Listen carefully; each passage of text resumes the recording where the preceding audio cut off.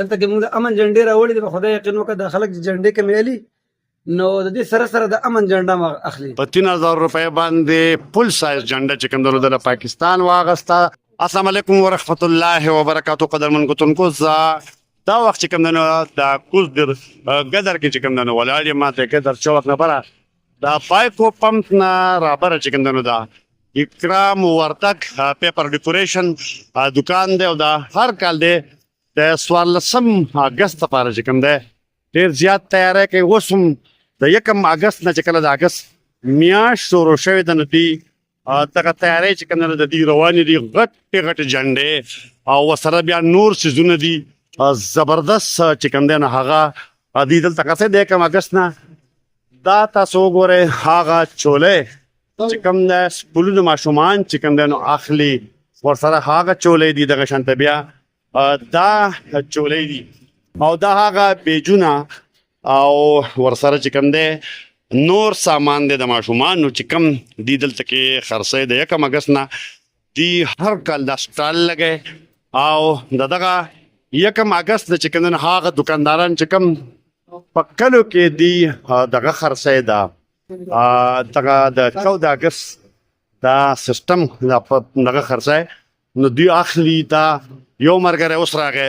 تاسو دا سامان ولې واغستو دلته څنګه راځي؟ دا د پاکستان په خوشحالۍ کې واغست.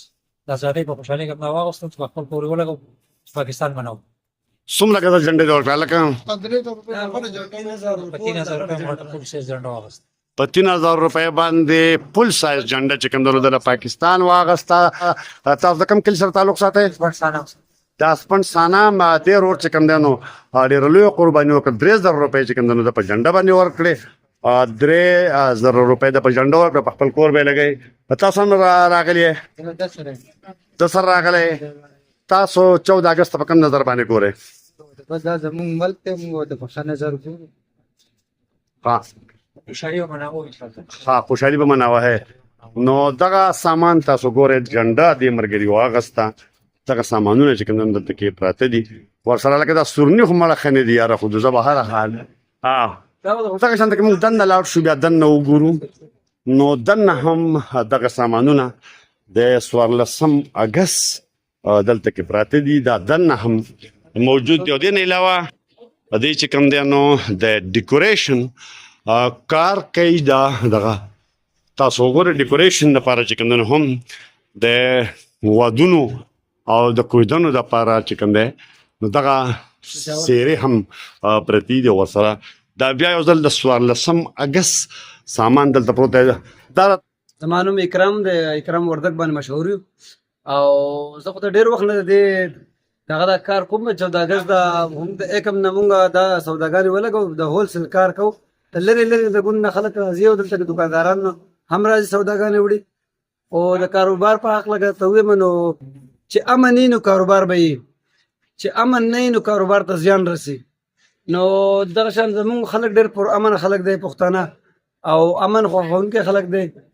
دلته کې موږ د امن جنډې راوړي دي. په خدای یقین وکړه دا خلک چې جنډې کمیالي نو د دې سره سره د امن جنډه ما اخلي او بیا د پاکستان د جنډې په باره کې ته ویم نو په دې کې خو زیاتوالی په نظر راځي ماشاءالله.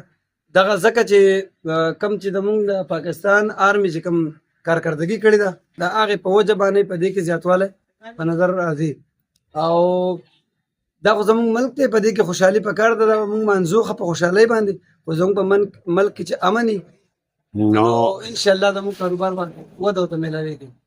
اکرام وردګ او په آخر کې به زه دا ووایم کیمرامین محمد اسرار سره اکرام وردګ اوس دی موږ سره ډېر ښه مالونه راغلي په ښه ځان ریټ یې خرڅوو. موږ دا ټول خلک راشي دلته کې سودا زموږ نه والي په ښه ریټ یې رانه واخلي او موږ ډېر کم ریټ چلو د نورو په نسبت باندې او ډېر زیات خلک دلته راځي. دا هغه ملګري نه راځي د شموزو نه راځي د برخیلې نه راځي هم دلته سودا له ځان نه رسوي. 14 اگست سودا نه راځي ورسره سیرې هم وړي ورسره نور سودا هم وړي ښه سوداګانې زموږ نه وړي.